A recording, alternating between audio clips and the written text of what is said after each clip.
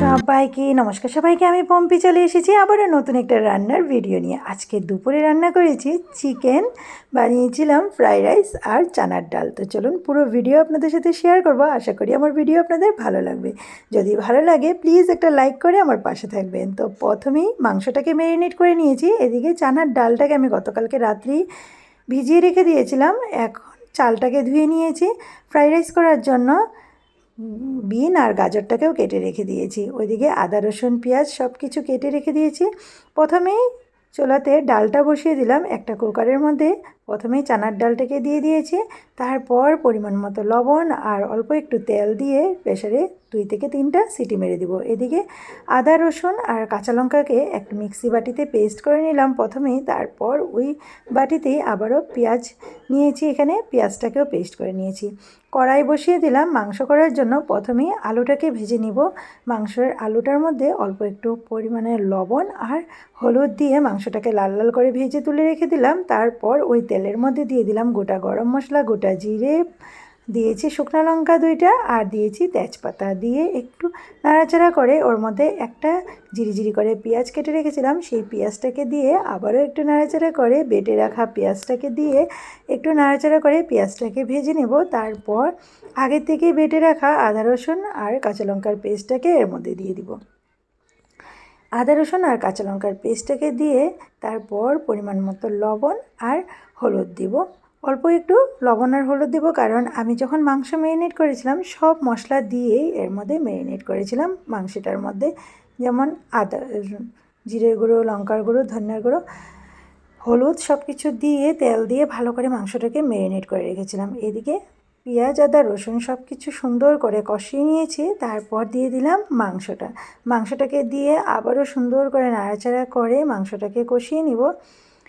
মাংসটা ভালো করে কষিয়ে ওর মধ্যে একটু জল দিয়ে নাড়াচাড়া করে একটু ঢেকে রেখে দেব। উপর থেকে এখন দিয়ে দেব ভেজে রাখা আলুটাকে দিয়ে আবারও সুন্দর করে নাড়াচাড়া করে ঢেকে রেখেছিলাম। অল্প একটু জল দিয়ে দিলাম। জল দিয়ে তারপর আবারও নাড়াচাড়া করে সুন্দর করে মাংসটা কষানো হয়ে গেছে। এখন পরিমাণ মতো উপর থেকে দিয়ে দিব গরম মশলার গুঁড়ো আর চিকেন মশলা দিয়ে ঢাকা দিয়ে আরও 2 মিনিট জাল করে নামিয়ে নিলে রেডি আমার চিকেন। তো চিকেনটাকে আজকে একটু ঝুলঝুল করে রাখবো, কারণ ফ্রাইড রাইসের সাথে ডালটাকে বানাবো একদম মাখা মাখা আর চিকেনটাকে বানাবো একটু ঝোল করে। তো এদিকে ডালটা সিদ্ধ হয়ে গেছে, সম্বার দিয়ে দেবো। এদিকে জিরের গুঁড়ো, ধনিয়ার গুঁড়ো আর অল্প একটু হলুদ নিয়েছি বাটিতে জল দিয়ে গুলিয়ে দিয়ে দিলাম ডাল সিদ্ধর মধ্যে।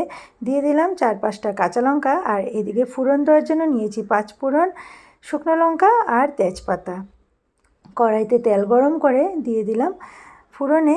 এদিকে ডালটাও ফোড়ন দেওয়া হয়ে গেছে। এখন এদিকে নিয়েছি গোটা গরম মশলা, তেজপাতা, শুকনো লঙ্কা। এদিকে কুকারটাকে ভালো করে আবারও ধুয়ে বসিয়ে দিলাম কুকারে দিয়ে দিলাম গোটা গরম মশলা, তেজপাতা আর শুকনো লঙ্কা দিয়ে ভালো করে নাড়াচাড়া করে ওর মধ্যে দিয়ে দিলাম গাজর বিনটাকে একটু ভাজি করে দিয়ে দিব কিশমিশ।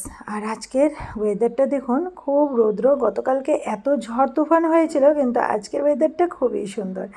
এদিকে ভাজতে আছে গাজর, বিন আর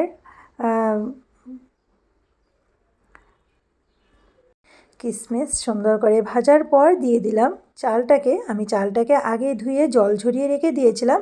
তারপর চালটাকে দিয়ে একটু নাড়াচাড়া করে ওর মধ্যে দিয়ে দিলাম পরিমাণ মতো লবণ আর অল্প চিনি দিয়ে আবারও নাড়াচাড়া করে সুন্দর করে ভেজে নিয়েছি। এখন চাল ছিল এখানে আমার 5 কৌটা, ওই জন্য আমি 4 গ্লাস আমি এখানে জল দিয়ে দিলাম। দিয়ে প্রেসার কুকারে সিটি মেরে দিলাম একটা। আর এই যে দেখুন ফ্রাইড রাইস হয়ে গেছে আমার রেডি। তো আপনারা কারা কীভাবে ফ্রাইড রাইসটা রেডি করেন আমাকে নিশ্চয়ই কমেন্টে জানাবেন। আমি একবারেই প্রেসার কুকারে দিয়ে বানিয়ে নিই।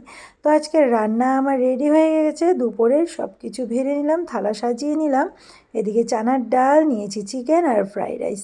কেমন লাগলো আজকের আমার এই ছোট্ট ভিডিও নিশ্চয়ই কমেন্টে জানাবেন। আমার এই রান্নাবান্নার ভিডিও যদি আপনাদের ভালো লেগে থাকে প্লিজ আমার ভিডিওতে একটা লাইক করে আমার পেজটাতে ফলো দিয়ে আমার পাশে থাকবেন।